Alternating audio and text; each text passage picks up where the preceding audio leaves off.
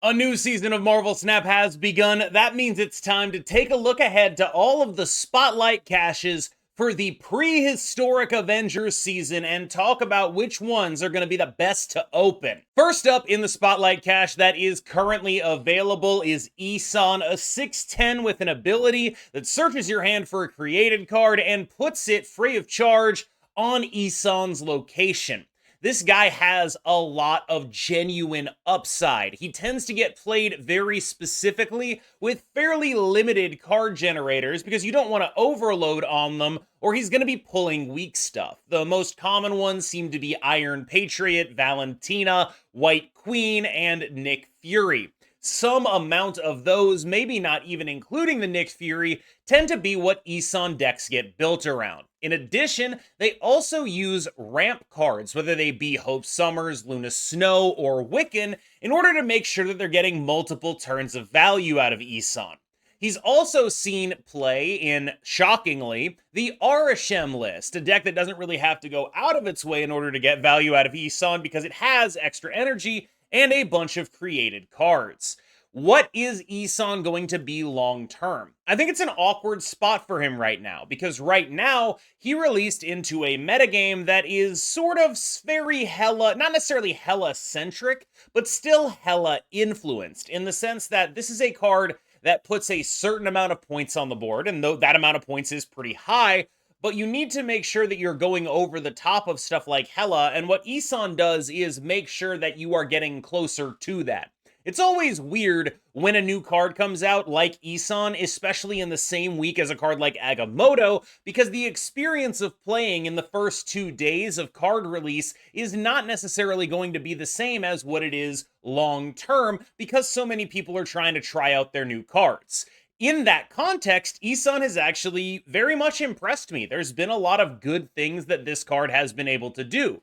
I do have some long-term worries, though, that once sort of the shine wears off and people go back to playing the decks we know are good, then suddenly Isan could end up in trouble. As is, he seems like a relevant way of taking a mid-range deck and increasing the overall power output, which is valuable. It's something mid-range decks have been missing, is a way to just go full stats and try to beat a combo deck just on the numbers they can output.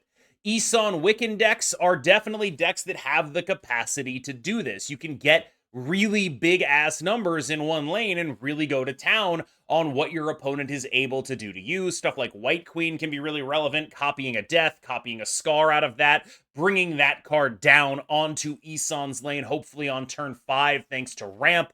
You get some real beef out of this guy. Like, that is effectively playing the Infinite if you pull that off. That's a lot of numbers. That's a really relevant way to take your mid-range deck and say, all right, I might not be able to have relevant tech against Hela, but I can outnumbers them. That kind of stuff does actually matter. And so you have a card in Isan that is able to add a vertical dimension to decks like Wiccan that they previously did not have massive access to, and it is able to do this without you having to go too far out of your way. You're really playing, you know, a 3-4, a 2-3, a 2-3. That's stuff you're already kind of interested in doing anyway. The real loss is in, like, maybe stuff like Kate Bishop, because you don't want her clogging up your hand to make your Isan less impactful. That is the actual loss you're going to see. I've been relatively impressed with this card, but I will very much asterisk it, which is there is a very weird metagame happening right now, and I'm not sure how much of it is related to actual power level and how much of it is related to people just wanting to play the new cards. And context, as we know, is everything, and I'm not confident that this context is going to be the context going forward. Beta Ray Bill is in the caches with Isan. He is by no means a bad card. In fact, I think Beta Ray Bill is a card that I'm overwhelmingly happy to have in my collection, even though he's not necessarily a card that I'm always going to play, or even often going to play. I actually very much enjoy the Thor's deck whenever I can, and it hasn't been super relevant in a very long time, but Beta Ray Bill is a card you cannot play that deck without. The Thor's deck, the package as it were, is Thor, Beta Ray Bill, and Jane Foster, give or take a King Atri. And so that means that this is a card that is basically straight up required to play a certain archetype. It's like, I almost would draw the analogy to, like, this is kind of like Serra in the sense that, like, you're never gonna play this deck without this card. Like, it's only ever gonna be played when you have this card. And it doesn't really do anything other than go in this deck. And while I realize that, like, Sarah is, like, probably a little bit more relevant than the Thor's deck, they tend to also occupy fairly similar metagame niches as sort of these late game explosion points of power decks, or like late game explosion plus tech points of power decks. And that is notable to me. I don't think it's actually like Sarah level. It's sort of like if Sarah was a little bit worse. I do think that of all the fairly mediocre and bad cards in the game, of all the cards that don't see a lot of play, Beta Ray Bill is definitely one of my favorites, and I do enjoy him. I also especially enjoy him, potentially, in the context of a card that is coming up that we're going to talk about, which is Firehair, who I think has notable synergy with Beta Ray Bill in particular. Wiccan decks are not always viable, but they are always threatening to be at least playable. Wiccan decks tend to go in and out depending on other meta contexts. The more answers the Wiccan deck needs to pack, the worse off it is. The more it is able to curve out, the better off it is. So it's a lot contextual on what other decks are in the metagame, and if they are decks that are sort of packing the answers to the combo decks that can typically go over the top of Wiccan, that is typically what determines whether or not Wiccan ends up being a viable or great deck in the metagame. He's basically always going to be at minimum fine, though. We have learned this. This is a straight up good card, a straight up solid contributor to his own archetype. Kind of like, again, we're going to draw the Sarah analogy. You cannot play a Wiccan deck without Wiccan, and you really need him in order to do that, except in this case, it is like the better Sarah, because it is the sort of default mid-range version of Energy Cheat. This is sort of a deck, an archetype that is sort of infinitely customizable to the metagame, but it wants to primarily be a deck that has curve-out tech options rather than tech options that sort of require it to be reactive. It's not a great Enchantress deck. It's not a great Shang-Chi deck. Typically, when those are the things that matter, another mid-range shell is going to be slightly better, but it's always going to be at the very least kind of playable. The metagames that are really bad for it are Hela-dominated metagames where it simply can't go tall enough, although there is some real synergy and potential in the Isan-Wiccan combination. On the whole, I think this is one of the better spotlight caches we've seen in a very long time. Even low rolling is still going to be pretty reasonable here. Picking up Wiccan is a good thing to do for your account. Picking up Beta Ray Bill, I really like the card. I won't say it nearly to the same level of Wiccan. If I were to sort of tier list them, it's like Wiccan is like up here is like this very consistent, you need this to play this deck.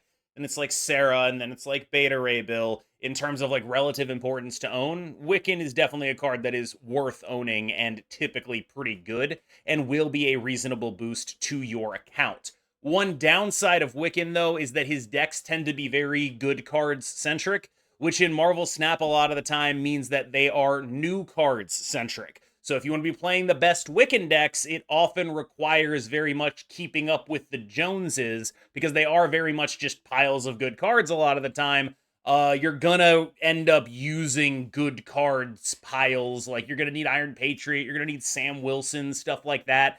It's very much an of-the-moment type of deck. Next up in the Spotlight caches, we have Starbrand's Spotlight cache, a 3/10 with an ongoing ability that gives your opponent 3 power at the locations Starbrand is not at. There's a couple of things to think about in the context of this card. First of all, you look at it and you're like, okay, that's a 3/4. How do we make it better than a 3/4? Well, one way to make it better than a 3/4 is to make it discount your Skaar. That would go a great deal of way towards making it better than a 3/4, because it's now a 3/4 that gives something in your hand -2. So that's obviously a pretty reasonable thing to do. That deck just lost Surtur as its turn 3 enabler for Skaar, and it is going to pick up this as its turn 3 enabler for Skaar. I expect that to be fairly relevant. If you're playing a Tens deck, I also expect that it's not going to be super hard for you to make that 3 points that you're giving them not matter. The Tens deck is probably going to be the kind of deck that plays 10 power cards in multiple locations, so you're going to be very much a 2-lane deck, a deck that is attempting to win 2 lanes specifically. And that is going to make it not matter as much that it's giving 3 points of power to that 3rd lane that you're not even really contesting. So when you get down to it, this sort of plays a little more like a 3/7 that also discounts your Skaar, and suddenly you can start to see how this is a relevant card. People are also talking about it in the context of the ability being an ongoing. There are two ways to go with this. The first is Zero in Sauron, and the second is like the Spectrum deck. I do think that the main way in which the Spectrum deck succeeds right now has been going small ball-ish with multiple Iron Men, as opposed to the very predictable Doctor Doom deck, but a lot of that is because it did not have access to a tool that allowed it to go tall in a lane for cheap. And this is a deck or a card that does allow it to go tall in a lane for cheap.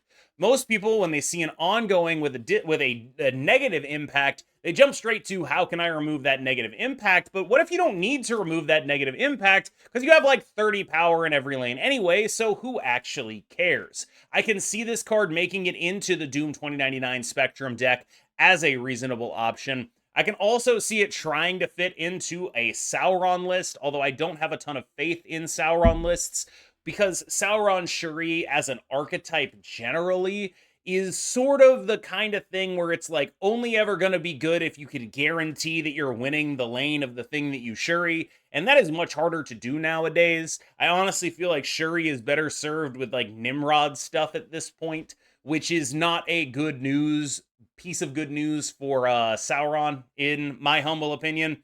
It is possible that just some sort of point spam Sauron deck can be useful, but there are a wide variety of negative ongoing big guys at this point, and when you're not drawing Sauron, you're going to end up having to play one of them or two of them without actually removing their negative effects. And it just sort of feels to me like the upside isn't there. The reason to do this is not there. You're not getting enough out of it that I would be interested in playing Sauron. So that's definitely like third on the list of things I'd like to try with this card, behind the Doom 2099 stuff and of course the Skaar stuff. Phastos, more like Astos. Wait, no, hold on. Phastos, more like fast loss. Okay, the point I'm trying to make here is this guy is bad. He's basically always been bad. He's the exact kind of bad that people think is good, which makes making these videos frustrating because I know I'm going to get some comments that are like, no, Cam, you just don't get it. Phastos is actually, he's not a good card. He's not worth doing what he's doing. This is a card that looks cool and fundamentally can do cool things. The best it's ever been is like being played in Surfer to give you some additional power on Brood or some negative cost on the various 4-drops that Surfer runs. It is anything but a required card in those lists. People play it in all sorts of weird crap because while it is very rarely good, it is also very rarely obviously bad. And I think that's a really unique sort of space to exist in, because you're never like, oh man, Phastos sucks, because he's always doing something. It's just like about what he could be doing if he was another card is sort of the issue. Phastos isn't like a bad card in an abstract sense. It's just he's usually never going to be the best thing you can do with the card slot in your deck that is Phastos. And so there's a sort of value over replacement player thing that is happening here where he is sub-replacement level, and most things that you could reasonably put in over him are going to give you better results in the long term. I am glad that Second Dinner seemingly learned from their mistake with Surtur and made sure that while they were making this 3/10 that had obvious Skaar synergy, that there would actually be a way to acquire Skaar in their game. This is, of course, the third card in the spotlights alongside Starbrand, and so that means that this is a very reasonable pickup if you plan on picking up the Tens deck, but it also means that this version, or this whole basically what's happening here is, unless Starbrand is super broken, this entire Spotlight cache depends on how good the Tens deck is going to be. And so if the Tens deck is good, you open this Spotlight cache. If the Tens deck is not good, you don't open this Spotlight cache. And that is exactly what this card being in here is telling you. Like, maybe you need it for Hela or something. I don't know. I hope by this point Hela is nerfed. This is like a week from now, so I don't actually know when the patch is, but whenever it is, I hope at some point Hela gets nerfed, is my point. This is a Tens deck card. I think the Hela stuff is hopefully a blip. We'll see. And generally speaking, the card is going to scale in terms of play rate with whether or not the Tens deck is playable, which means that this entire cache scales in play rate with whether or not the Tens deck is playable. Firehair is a 2/3 with a text that says when one of your cards is destroyed, this uses that card's on reveal. I have seen massive hype for this card. This is maybe the most hyped card among like good players who are just like, oh my god, it's broken. I can't believe they're doing it. But every time I ask for specifics of like, what is it that is actually broken with this, I never seem to get a satisfying answer. Now, I have my own theories. My instinct is that some sort of Thor misery hood type thing is going to be what you use this card in, right? Being able to double up on your hoods in a world where you're not doubling up on your Thors is a very good and useful thing to do. Being able to double up on your miseries is super interesting. But when most people give me an answer, it's something like mill. And it's like, no, that sucks. That's ass. Like, milling your opponent is actively not good. The only time mill has ever been good is when it was like an Iron Patriot deck that did not care too much about milling your opponent. And when it did care about milling your opponent, it was because mill was actively good against Mr. Negative and against the move bounce deck. And so this was a very specific set of circumstances for milling your opponent to be actually good. And it still wasn't all that good.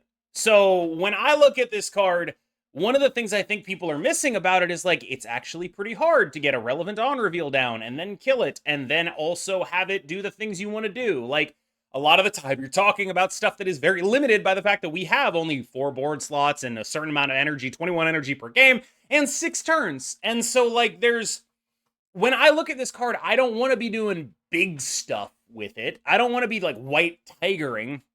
I want to be like doing something small like the Hood or Thor's with a misery. And I do think that it's fairly likely that this card ends up being sort of a pair with misery, but I'm not entirely sure that like you actually want this to happen in the decks that currently play misery, because they're really doing that Hood stuff, and that's great, and you will happily take an extra the Hood, but it's also like, what is it doing the rest of the time? You're filling up your hand with Kate Bishop stuff, and then you're getting another Kate Bishop? I like the idea of it with like the Hood, Iron Patriot, and the Thors. And outside of that, I really don't know. Like, outside of that, you're like really reaching into like, it's entirely possible my hand just gets filled up here, right? Like you're kind of running into like the limitations of the game system, I think, a lot of the time. There's some good stuff here, I think, and if you don't have misery, she likely will end up being a miss for you, just because I do view her as fairly tied to misery. I also think there's like an outside chance that this card ends up just being like a Phoenix Force card somehow. I can't figure out how, but I am the last person to ask about Phoenix Force. I'll just let the sickos figure that one out. As is, though, like, Beta Ray Bill going to 48 power off of misery in this card is really compelling to me. Getting an extra Hood is nice. I'm happy with that. That's like a solid fail case when I'm not getting a 48 power Beta Ray Bill. I mean, Thor going to like 16 is pretty nice. Or sorry, no, it would be more than 16. It would be 22. Like that's super cool, right? Like there's cool stuff happening here, but I think it mostly involves things at the very bottom of the curve. And I'm not sure what it would involve at the top of the curve that actually makes it make sense. So Hood, the Thors, maybe Iron Patriot, definitely misery. Cassandra Nova has been a pretty consistently good card recently. Card is a reasonable option as a combination with Scorpion against Surtur decks. Obviously phenomenal against Aurashem decks. Her major role tends to be the second of those things, where it's like if you're playing whatever mid-range deck you're playing and you're like, damn, I'm sick of Aurashem. You just slap Cassandra Nova in there and she's like really big and they have to deal with her. And that's pretty good. That's like mostly what she does. The Skaar applications of her are a little bit less pronounced, probably. Now that Star Brand exists, but they're probably not nothing. And I do think that now that people are aware of Scorpion and Cass as reasonable options to try to counter the Skaar stuff, there might be some real upside in just bringing that kind of stuff back into the metagame, especially given the contents of the last cache. Could be a very relevant piece of metagame relevant tech. I'm going to say something controversial here, and I'm going to give a caveat beforehand because I don't want to see anyone reading this the wrong way, okay? Nico Minoru is a good card. That's the caveat. The controversial bit is she is just way worse than people seem to think that she is. And I think there's this thing that happens where a card comes out and it sort of gets anchored in people's minds about at the power level that it was when it came out. And right now, Nico Minoru could not be more different than she was when she came out. This was a card that I build as like the 7th Infinity Stone when she first released. She was awesome in that. This was a card that had Destroy as an actual viable deck. She was awesome in that. A lot of people are going to tell you like, oh, she can go in everything, she could do everything. But I think a lot of the time that people put Nico in everything, it's sort of like a Phastos deal, where it's like, yeah, she can. Like, but is she going to be the best option for that slot? Very rarely at this point. Now, that's not to say she's actually bad or has no homes or anything like that. I just think people are anchored a little bit high on this card and don't really look at what she is in the current metagame, which is good. She's good. She's not great, though. And I think that people sort of still treat her in a way that implies that she is, and I want to push back against that. She's pretty good. Like, if you're playing a bounce deck, she's an obvious staple in that. She goes in various Athena lists a lot of the time. Her clone stuff works really well with Victoria Hand. There's real spaces for her, but you need a reason to get her into those decks a lot of the time. And I think that there's a lot of like, sort of, I guess, home wisdom is sort of the way I was like an old wives' tale almost of like received information from previous generations of players that like Nico is just like, wow, it's the best one drop. It's amazing. It goes in everything. And it's like, not really. You kind of need a reason to play her now. And I think, that is probably a good thing on the whole, that we need reasons to play a certain card. But I do think that it is worth talking about in the context of this card specifically, who, like, I still see people say that about Iron Lads some of the time, too. And it's like, this is what I mean when I talk about anchoring, where, like, people remember how good a card was when it came out, and then don't really adjust fully enough in order to see it, like, with clear eyes now. I do think that Nico is significantly better than Iron Lad, but that's not the point I'm making. Khonshu is a 6/5 that you discard once, and it becomes a 6/7. You discard twice, it becomes a 6/12. When it goes onto the battlefield, on reveal effect, revives a discarded card at an adjacent location or at another location. So it's adjacent if you play it in the middle. Sorry, my A words got mixed up. Gets revived at another location, and that means that you are going to be trying to basically pitch whatever the biggest guy you possibly can into this is, because it gets its power set to something, right? So at the first stage of Khonshu, it is a 6/5 that sets to 5. At the second stage of Khonshu, it is a 6/7 that sets the card to 7. At the third stage of Khonshu, it is a 6/12 that sets the card to 12. That's all fine. What I don't like about this card is that it basically seems to tell you to do one thing and one thing only, and that is discard Gore the God Butcher and then bring it back. I don't even know how much I'm going to be looking to discard Khonshu, right? Like, I do think that this is a really interesting card in the context of I have enjoyed playing those Black Bolt, Silver Samurai type decks before. But also, it's like, how much do I even need to discard this guy to make it worth it to revive a Gore on the final turn of the game? The answer is probably not that much. Like a 5-power Gore, that's pretty sick. What about a 7-power Gore? What about a 12-power Gore? That's pretty sick too. Like, I kind of just sort of take the high rolls when I get them, and then the low rolls still involve a Gore. And so it's like, okay, we got Gore, which can be pitched with either Silver Samurai, which will always hit it, or the first Ghost Rider, which will always hit it. And then our backup is Iron Man, which actually does want you to discard the Khonshu a little bit more, but we just end up with a card that I feel like is a very one-note card. And it is my hope that this is the kind of card that, rather than being like a Hela-type dominant deck, will instead take a mid-range deck and give it the verticality that it needs to compete with something like that. But I do have some worries. Like, it's still a card that has some pretty scary text on it. I am excited to see it, but like, I am a big fan of Goon Knight. I've canceled many a plan for Goon Knight, but I am still pretty scared of his boss. Scorn is either a very hard card to review or a very easy card to review. Are you planning on playing like a Bullseye discard deck? If you're planning on playing a Bullseye discard deck, go ahead and pick up Scorn. That's it. That's the whole review. That's what she does. She goes in that deck. She's not even that amazing in that deck, but you do need her as a backup plan, and there's literally no other card that you could replace her with, so it's just like one of those purchases that you're kind of forced into making. I like Sersi, but she hasn't been metagame relevant in a while. And I don't know if that's going to change anytime soon. There's some interesting cards coming out in the month after this that may or may not synergize with Sersi. It's hard to tell.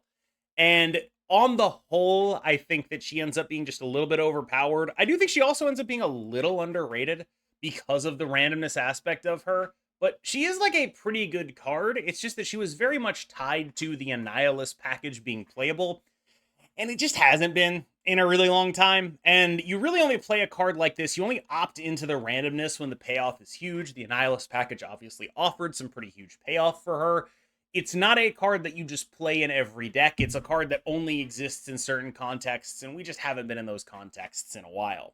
On the whole, I think this is a fairly okay card, but like just not really worth getting right now. So, on the whole, my gut check is that the Isan Spotlight cache is going to be the best one of this month, largely due to the inclusion of Wiccan.